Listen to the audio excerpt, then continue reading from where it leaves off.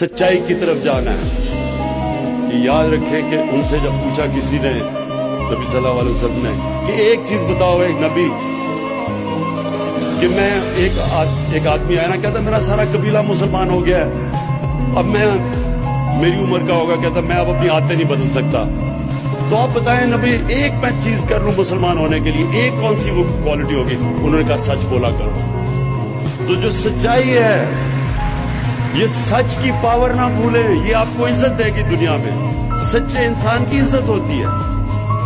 जो सच्चाई है, ये हमने अपनी कौम ने सच्चाई की तरफ जाना है। अभी आहिस्ता आहिस्ता उस तरफ जा रहे हैं। मैं तो अब जब से मैं 14 महीने हो गए, मैं जब देखता हूँ डिपार्टमेंट्स का, तो सबसे बड़ा मसला क्या होता है? टैक्सी लोग नहीं देते।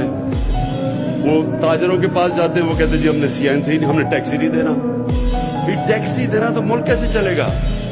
हमें तालीम भी चाहिए, हमें साफ पीने का पानी भी, हमें लॉ एंड ऑर्डर भी, लेकिन टैक्स नहीं देना हमने।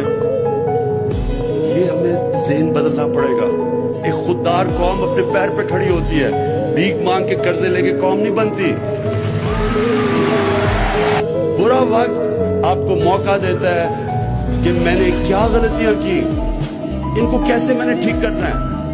और आप कितना ऊपर जाएंगे, जितना आप बेहतर अपनी गलतियों का जायजा ले सकेंगे, गलतियां दूर करेंगे, मेहनत करेंगे, फिर ऊपर चले जाएंगे। ये है साइकिल दुनिया का। तो जब मुश्किल वक्त आता है, ये समझें कि ये आपकी बेहतरी के लिए आया है, क्योंकि ये आपको सिखाता है, ये आपको बताता है कि क्या गलतियां आपकी।